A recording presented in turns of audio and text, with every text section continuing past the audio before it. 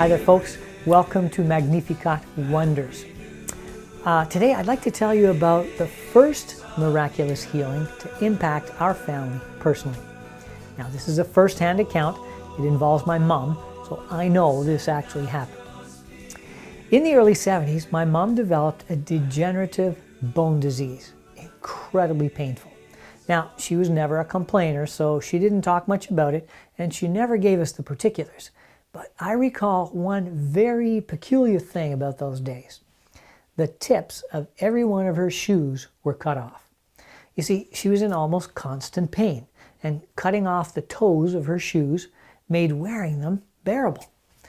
Now, and every time we hugged her, she would wince and ask us not to squeeze so hard. She had to sit up straight in her chair. She couldn't lean on the back of her chair because it was too painful. That was the conditions that she lived in for I don't know how many years.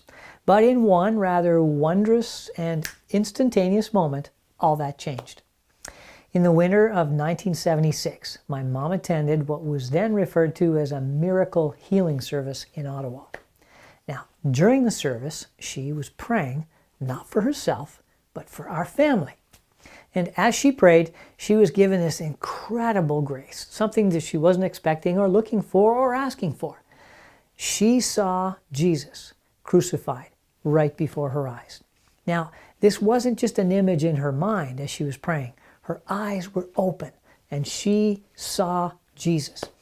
She described her experience as being so vivid that she felt like literally she was at the foot of the cross.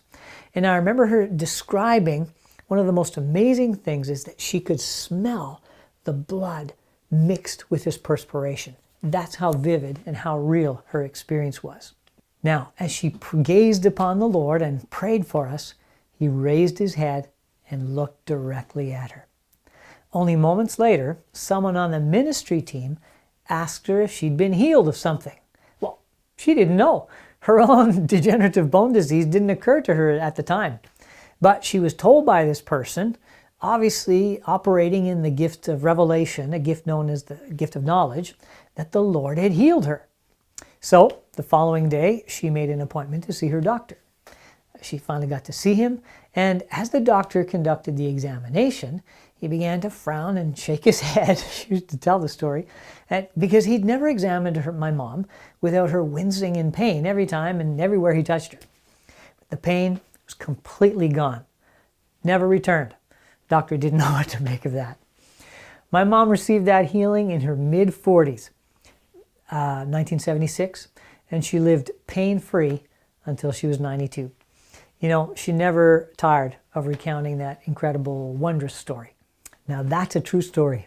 I hope you're encouraged as we were, and we'll give thanks to God. And I hope you'll seriously consider passing this along to others. You know, there are many folks, even really faithful church-going people, who don't believe or never heard or just don't realize that God can heal. That, well, he can, and that he still does.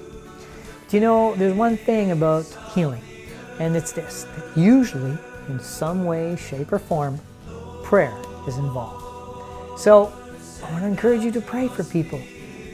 Pray for those you love. Pray for those the Lord puts on your path. You know, you may not see a miraculous healing every single time you pray, but you certainly won't see any if you don't pray. Why not give it a shot? Thanks again for watching. May the Lord bless and keep you and continue to pour out his love upon you and through you upon the lives of those that you know and love. Thanks again. Bye for now.